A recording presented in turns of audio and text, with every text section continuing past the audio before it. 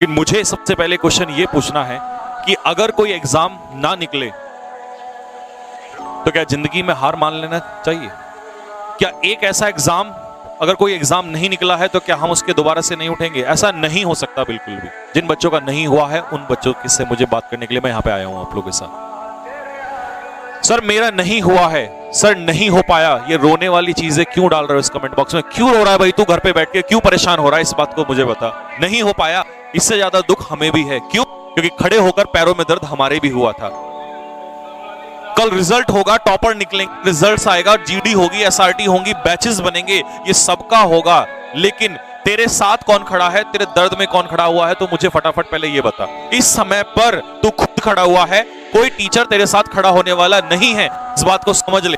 Result को लेकर आने से पहले मुझे कम से कम ऐसे 5-6 मैसेज दिखे जिनमें बहुत लंबे लंबे रोने वाले आंसू लिखे हुए थे।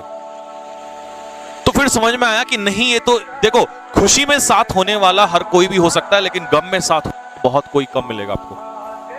तो फिर तू क्यों रो रहा है? और इस बात को ध्यान से सुन ले कि केवल तुझे ना लोग साहस देंगे कि तू खड़ा हो जा, ये हो जा, लेकिन खड़ा तो बेटा तुझे ही होना पड़ेगा मेरे लाल।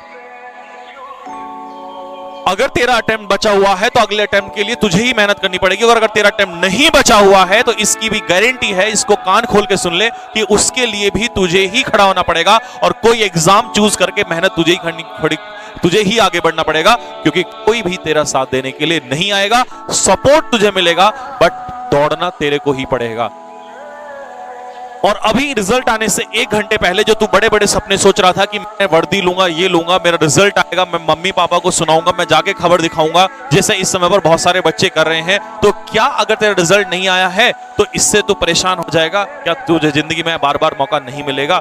ऐसा नहीं हो सकता। और सबसे पहले मैं उन पेरेंट्स से हाथ जोड़ के रिक्वेस्ट करना चाहूंगा कि इस समय, इस मुसीबत और दुख की घड़ी में वो सारे माँ बाप आगे आए और अपने बच्चों के पीठ पे थपथपाएं और उनको बोले कि बेटा कोई दिक्कत नहीं है, तेरी गलती नहीं है, तू रातों रात जागा है, तूने दिन रात मेहनत की है।